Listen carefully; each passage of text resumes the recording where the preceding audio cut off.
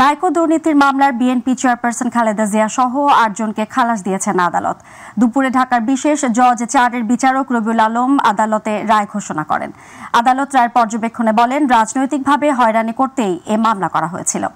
আতিকুর রহমান তিতাস আছেন বিস্তারিত রিপোর্টটি নিয়ে।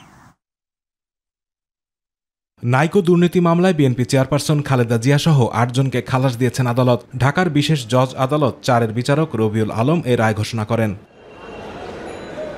আদালত তার পর্যবেক্ষণে বলেন, বেগম জিয়াকে রাজনৈতিকভাবে হয়রানি করতেই এই মামলা করা হয়েছিল। খালেদা জিয়ার আইনজীবীরা জানান, আওয়ামী লীগ দুদককে বিরোধী দল দমনে ব্যবহার সহ নাইকো মামলা নিয়ে নানা অনিয়ম করেছিল। এই মামলাটি শুধুমাত্র শেখ হাসিনার দুর্নীতিকে ব্যালেন্স করার জন্য, তার সমকক্ষ করার জন্য আমাদের দেশনেত্রী বেগম খালেদা জিয়া অত্যন্ত জনপ্রিয় নেত্রী, তাকে মেলাইন করার জন্য রাজনৈতিকভাবে, সামাজিকভাবে, রাষ্ট্রীয়ভাবে তাকে মেলাইন করার জন্য তাকে মিথ্যা মামলা দিয়েছে। একটা মিথ্যা মামলা একটা স্বৈরাচার সরকার জন্ম দিয়েছিল।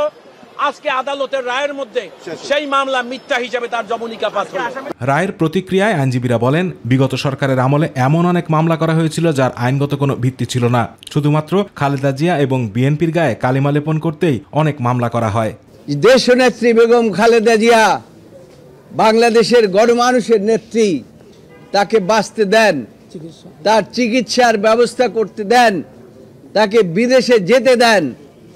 কিন্তু তৎকালীন সরকার, ফ্যাসিস্ট সরকাররা সেটা দেয়নি। মামলা দায়ের করা হয়েছিল আউট অফ পলিটিক্যাল গ্রাজ, ব্যক্তিগত জিঘাংসা, রাজনৈতিক প্রতিহিংসার কারণে মামলা দায়ের করা হয়েছিল।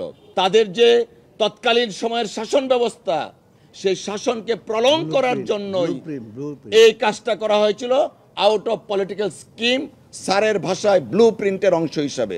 এর আগে গত 5 ফেব্রুয়ারি মামলার সাক্ষ্য গ্রহণ শেষ হয়। এই মামলায় 68 জন সাক্ষীর মধ্যে 39 জন সাক্ষ্য দিয়েছেন। 2007 সালে খালেদা জিয়ার বিরুদ্ধে নাইকো দুর্নীতি মামলাটি দায়ের করে দুর্নীতি দমন কমিশন।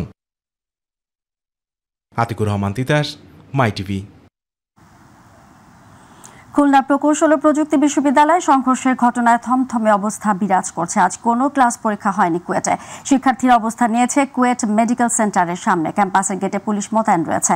মঙ্গলবার রাতে প্রেস ব্রিফিং করে ক্যাম্পাসে ছাত্র রাজনীতি পুরোপুরি নিষিদ্ধ, শিক্ষার্থীদের ওপর হামলাকারীদের শাস্তি এবং উপাচার্য ও উপ উপাচার্য এবং ছাত্র কল্যাণ পরিচালকের পদত্যাগ সহ 5 দফা দাবি জানান সাধারণ শিক্ষার্থীরা।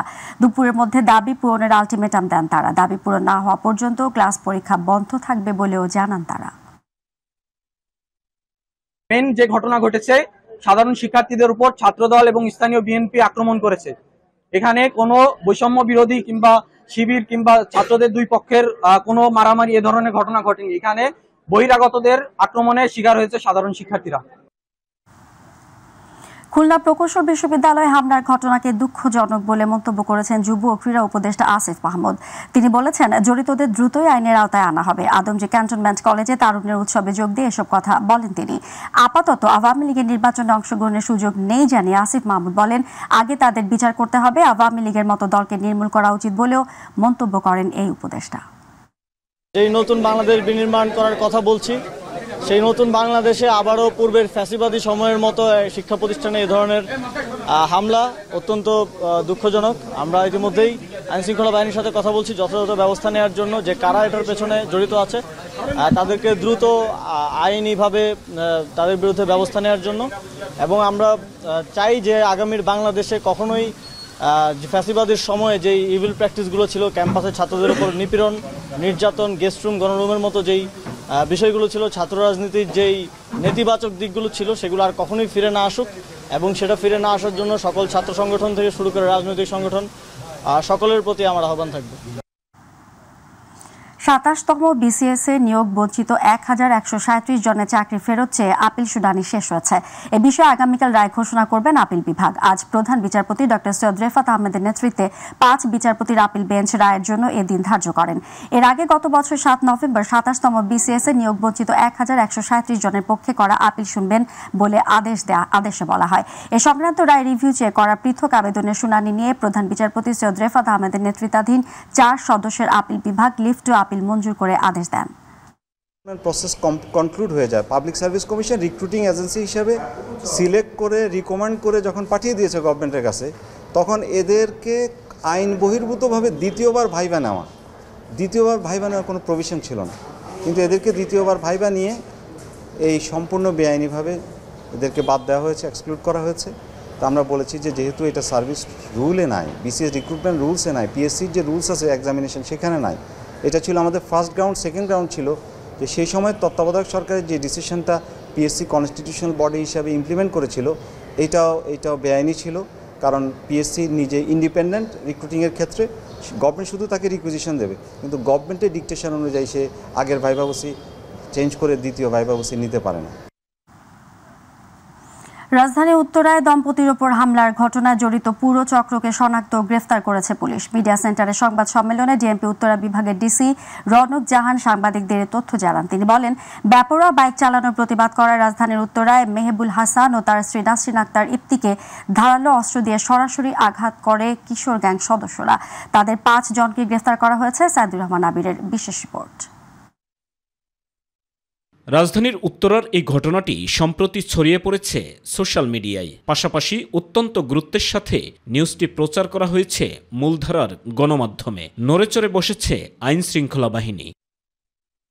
ভিডিও ফুটেজ দেখে 24 ঘন্টার মধ্যে 2 জনকে গ্রেপ্তার করার পর 2 দিনের মধ্যে গ্রেপ্তার করা হয় ঘটনায় জড়িত প্রত্যেককে। গণমাধ্যমের সামনে তুলে ধরতে নিয়ে আসা হয় ডিএমপি মিডিয়া সেন্টারে। সংবাদ সম্মেলনে গ্রেপ্তারের প্রক্রিয়া সহ বিস্তারিত তুলে ধরেন পুলিশের উত্তরা বিভাগের উপ পুলিশ কমিশনার। ওনারা বাড়ি ফিরছিলেন একটা রিক্সা যোগে।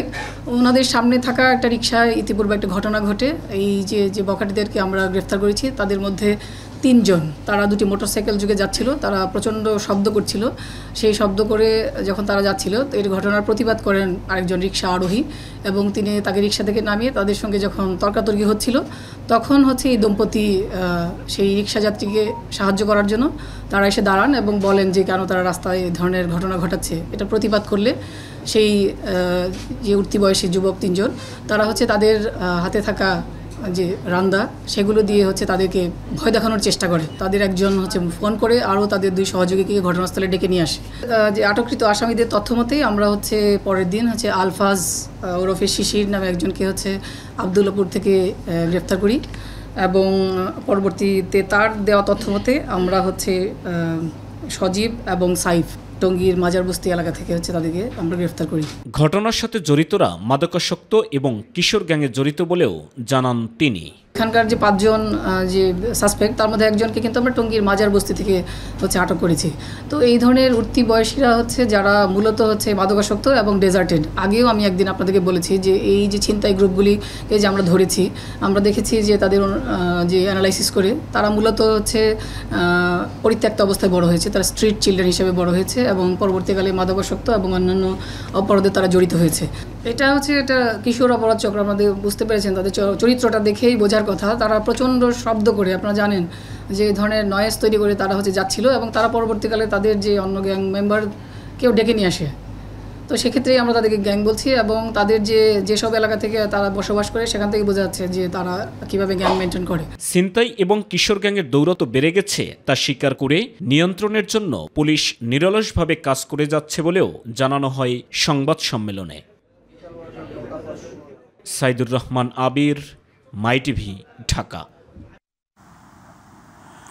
দেশ ক্রান্তিকাল অতিক্রম করছে বলে মন্তব্য করেছেন বিএনপি মহাসচিব মির্জা ফখরুল ইসলাম আলমগীর। তিনি বলেন, অন্তর্বর্তী সরকার ব্যর্থ হলে আরেকটি নিরপেক্ষ সরকার প্রয়োজন হবে। দুপুরে কৃষিবিদ মিলনায়তনে ঢাকা মহানগর ছাত্রদলের সদস্য সংগ্রহ ফরম বিতরণ, সদস্য নবায়ন ও গণ অভ্যুত্থান পরবর্তী বাংলাদেশে নতুন ধারার রাজনীতি শীর্ষক আলোচনা সভায় তিনি এসব কথা বলেন। ফ্যাসিস্টরা ক্ষমা চেয়ে নির্বাচনে অংশ নিতে চাইলেও জনগণ যেমন মানবে না, তেমনি 1-11 দিকে যেতে চাইলেও জনগণ তা মেনে নেবে না। যে আস্থা আপনাদের উপরে আছে, সে আস্থাও আপনাদের উপরে আর থাকবে না। যদি এই অন্তর্বর্তী সরকারের কেউ নিরপেক্ষতা হারায়, তাহলে আরেকটি নিরপেক্ষ সরকারের প্রয়োজন হবে। বলেছিলাম না? কেন বলেছিলাম তা এখন প্রমাণ হচ্ছে। তখন তিনি বলেছিলেন যে আমি নাকি 1-11 দিকে নজর দিচ্ছি।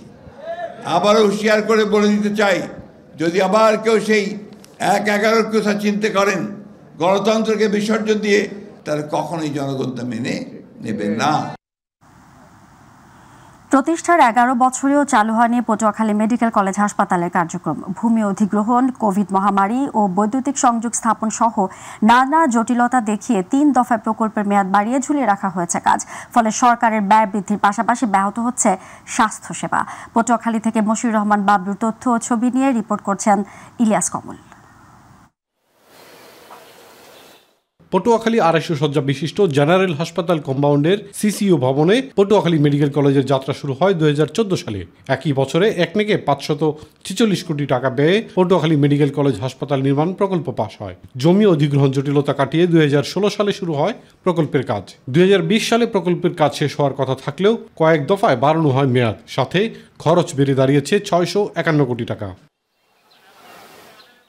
এদিকে 250 শয্যা বিশিষ্ট জেনারেল হাসপাতালে বেড়েছে রোগীর চাপ। হাসপাতালটিতে প্রতিদিনের ধারণ ক্ষমতার প্রায় দ্বিগুণ রোগী ভর্তি থাকে। কাজ দ্রুত শেষ করে মেডিকেল কলেজের হাসপাতাল চালুর মাধ্যমে এটি 250 শয্যা হাসপাতালে উন্নীত হলে স্বাস্থ্যসেবার মান বাড়বে বলে মনে করেন রোগী ও হাসপাতাল কর্তৃপক্ষ। 500 বিশিষ্ট হসপিটাল থাকা সত্ত্বেও আমরা সেবাটা ভালোভাবে পাচ্ছি না। অত্যাধুনিক যন্ত্রপাতি থাকা সত্ত্বেও আমরা পটুয়াখালীবাসী স্বাস্থ্যসেবা থেকে বঞ্চিত। দেখা যায় অনেক রোগী এক সিটে 2 জন করে থাকতে আছে, এদের রোগীদের ভোগান্তি হয়। আমাদের 500 শয্যা চালু হলে অনেক সুবিধা হয়, রোগীও সিঙ্গেল বেডে প্রত্যেকে থাকতে পারে, সেবা নিতে সুবিধা হয়, আমাদেরও সেবা দিতে অনেক সুবিধা হয়। 2024-এর জুনে এটা আমাদেরকে হাতে হস্তান্তর হওয়ার কথা, কিন্তু এর মধ্যেও আমাদের নির্মাণকারী প্রতিষ্ঠান এটা সম্পন্ন করতে পারেন নাই, যার ফলশ্রুতিতে আমরা এখন আশা করছি যে 2025-এর জুনে এটা হয়তো পূর্ণাঙ্গভাবে আমাদের কাছে হস্তান্তর হবে। হাসপাতালটির 85% কাজ শেষ হয়েছে। বর্তমানে যন্ত্রপাতি স্থাপনের কাজ চলছে। জনবল নিয়োগ হলে আগামী জুনের মধ্যে হাসপাতালটি চালু হতে পারে আশ্বাস দিয়েছে সংশ্লিষ্টরা। বিল্ডিংটাও কিন্তু আপনারা দেখবেন ছাদ ঢালাই পর্যায়ে আছে এবং খুব দ্রুত আমরা বিল্ডিংটা করে আমরা বিদ্যুৎ সংযোগ নিয়ে নেব। এটা আমাদের মেয়াদ আছে জুন 25 পর্যন্ত। আশা করি এর অনেক আগেই আমরা হসপিটালটা চালু করতে পারবো। বৈদ্যুতিক বিষয়টা যদি আমাদের সমাধান হয়ে যায় তবে জুন 2025-এর ভিতরে আমরা হাসপাতালের কার্যক্রম এবং হয়তো কিছুদিন আগে আমরা একাডেমিক ভবনের কার্যক্রম শুরু করতে পারবো। সর্বাধুনিক যন্ত্রপাতি সহ এই হাসপাতালটি চালু হলে জেলায় চিকিৎসা সেবা আরও এক ধাপ এগিয়ে যাবে বলে মনে করেন স্থানীয়রা। ইলিয়াস কমল, মাই টিভি। মানিকগঞ্জ পৌরসভার নিজস্ব জায়গা থাকলেও নেই বর্জ্য ডাম্পিং স্টেশন। এর ফলে এক যুগের বেশি সময় ধরে মহাসড়কের পাশে অরক্ষিত উন্মুক্ত স্থানে ফেলা হচ্ছে শহরের সব ময়লা আবর্জনা। পচা ময়লার দুর্গন্ধে আর আবর্জনা পোড়ার দূষিত ধোঁয়ায় অতিষ্ঠ পথচারী ও স্থানীয়রা। জনগণের দীর্ঘদিনের ভোগান্তিতে পৌর কর্তৃপক্ষের উত্তর যেন দায়সারা। প্রতিনিধি আজিজুল হাকিমের রিপোর্ট, জানাচ্ছেন আতিকুর রহমান তিতাস। মানিকগঞ্জ পৌরসভার 4 কিলোমিটার দূরে মহাসড়কের পাশে ভাটবাওর এলাকায় বর্জ্য ব্যবস্থাপনার জন্য 2 একরের বেশি জায়গা ভূমি অধিগ্রহণ করে পৌরসভা। এরপর 2012 সাল থেকে নগরবাসীর প্রতিদিনের বাসাবাড়ি ও হাসপাতাল সহ বিভিন্ন প্রতিষ্ঠানের প্রায় 30 টন বর্জ্য ফেলা হচ্ছে উন্মুক্ত এ ডাম্পিং স্টেশনে। ডাম্পিং স্টেশনের 3 পাশেই রয়েছে শত বিঘা কৃষি জমি। এতে করে কৃষিকাজ মারাত্মকভাবে ক্ষতিগ্রস্ত হচ্ছে। পচা ময়লার দুর্গন্ধে আর আবর্জনা পোড়ার দূষিত ধোঁয়ায় অতিষ্ঠ পথচারী ও স্থানীয়রা। পাশাপাশি বাতাসে ভাসছে ময়লার দুর্গন্ধ। এই জায়গায় ডাস্টবিন হওয়ার কারণ আমরা জমিতে আসতে পারি না, কাজ সুই বিন্দে কামলা পাওয়া যাচ্ছে না। আমাদের বাড়ি ঘর যা আছে এখানে আমরা ভাত খাবার বসলেও আমাদের গন্ধ আসে। শ্বাসকষ্ট সহ বায়ুজনিত বিভিন্ন রোগে আক্রান্ত হচ্ছে শিশু, বৃদ্ধ সহ সব বয়সী মানুষ। তবে এর প্রতিকার চেয়ে সরকারি বিভিন্ন দপ্তরে অভিযোগ করেও কোনো প্রতিকার পায়নি ভুক্তভোগীরা। ফলে অস্বাস্থ্যকর পরিবেশের মধ্যেই জীবনের ঝুঁকি নিয়ে বসবাস করতে হচ্ছে কয়েক হাজার পরিবারকে। ক্লাসরুমে ক্লাস করা যায় না দুর্গন্ধের জন্য, আবার বাসায়ও থাকা যায় না।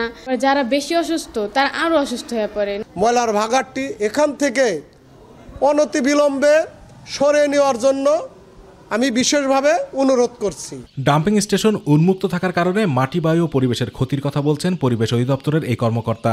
জনদুর্ভোগ তৈরি হচ্ছে, মানুষের যাতায়াতে গন্ধ পাচ্ছে বলে মানুষের ক্ষতি হচ্ছে এবং তারা অনুভব করছে। এতে পরিবেশের বিপর্যয় হচ্ছে। পরিবেশ তো আসলে মাটি, পানি, বায়ু সবই দূষিত হচ্ছে। জনগণের দুর্ভোগের কথা স্বীকার করে দ্রুতই বিষয়টি সমাধানের আশ্বাস দিলেন এই পৌর কর্মকর্তা। ময়লার ভাগাড় নিয়ে আসলে এই জিনিসটা আমরা একটা প্রজেক্ট পাঠিয়েছি। আমরা কয়দিন হয়তো সময় লাগবে, কিন্তু এটা অ্যাপ্রুভাল হয়ে আসবে। অ্যাপ্রুভাল হয়ে আসলে এখানে সুন্দর একটা বর্জ্য ব্যবস্থাপনার একটা সিস্টেম তৈরি হবে। এই মানুষের যে হয়রানি এখন হচ্ছে, আশা করি এটা থাকবে না। পরিবেশ ও প্রাণবৈচিত্র্য রক্ষায় দ্রুত সময়ের মধ্যে উন্মুক্ত বর্জ্য ডাম্পিং স্টেশনটি পরিবেশ বান্ধব করে গড়ে তোলা, অন্যথায় ডাম্পিং স্টেশনটি লোকালয়ের বাইরে সরিয়ে নেওয়ার দাবি জানালেন এলাকাবাসী। আতিকুর রহমান তিতাস, মাই টিভি। শহীদ দিবস ও আন্তর্জাতিক মাতৃভাষা দিবস উপলক্ষে ফুল ও ফুল গাছের পরিচর্যায় ব্যস্ত সময় পার করছেন নারায়ণগঞ্জ রূপগঞ্জ উপজেলার ফুল চাষিরা। ভালোবাসা দিবস ও পহেলা ফাল্গুনে কাঙ্ক্ষিত বিক্রি ও দাম না পেলেও এবার আশাবাদী তারা। নারায়ণগঞ্জের রূপগঞ্জ প্রতিনিধি মকবুল হোসেনের রিপোর্ট, বিস্তারিত জানাচ্ছেন জুবাইর রহমান। ফেব্রুয়ারি মাসের 3টি বিশেষ দিনই দেশের সবচেয়ে বেশি ফুল বিক্রি হয়ে থাকে। তবে এবারে নারায়ণগঞ্জ রূপগঞ্জের ফুল চাষিরা ফাল্গুন ও ভ্যালেন্টাইনে প্রত্যাশিত বিক্রি ও দাম পায়নি। এতে হতাশ না হয়ে 21শে ফেব্রুয়ারির জন্য প্রস্তুতি নিচ্ছেন ফুল চাষিরা। 21শে ফেব্রুয়ারিতে লক্ষ্যমাত্রা অনুযায়ী ফুল বিক্রি হবে বলে আশায় বুক বেঁধেছে ফুল চাষিরা। অধিক লাভের আশায় বিভিন্ন ইভেন্ট ম্যানেজমেন্টগুলো প্লাস্টিকের ফুল ব্যবহার করছে, যার প্রভাব পড়ছে ফুল চাষিদের ওপর মনে করেন তারা। এছাড়া বাজারে সার ও কীটনাশকের অতিরিক্ত মূল্য হওয়ায় অনেক ফুল চাষি নিরুৎসাহীও হয়ে উঠছেন। ওইখানে নিয়ে ফুল বিক্রি করে আমার লাভের তো কোনো অংশ দেহেই নেই, লসের পথে। এই 21শে ফেব্রুয়ারি লেগে কিছু ধরে রাখছি, 21শে ফেব্রুয়ারি বিক্রি করে পরে আর যাব না। অনেক যে আর্টিফিশিয়াল বাড়ি গেছে চায়না ফুল, এটাই আরো আমাকে মারি দিয়ে দিচ্ছে। সরকার যদি কীটনাশক আর সার দিয়ে যদি সহযোগিতা করে তাহলে আমরা একটু লাভবান হইতে পারবো। তো স্থানীয় কৃষি বিভাগ বলছে ফুল চাষিদের নিয়মিত পরামর্শের পাশাপাশি ফুল সংস্করণের পরিকল্পনাও করা হচ্ছে। ফুল চাষিদের যদি কোনো প্রশিক্ষণ কিংবা তাদেরকে ফুল যে সংগ্রহ যে মানে তারা যদি এটা স্টোরেজ করতে পারে কিংবা তাদের পরিবহন সুবিধা দেওয়া যেতে পারে, তাহলে রূপগঞ্জের ফুল চাষিরা। এবছর রূপগঞ্জ উপজেলার বিভিন্ন এলাকায় 18 হেক্টর জমিতে ফুল চাষ করা হয়েছে। জুবাইর রহমান, মাই টিভি নিউজ।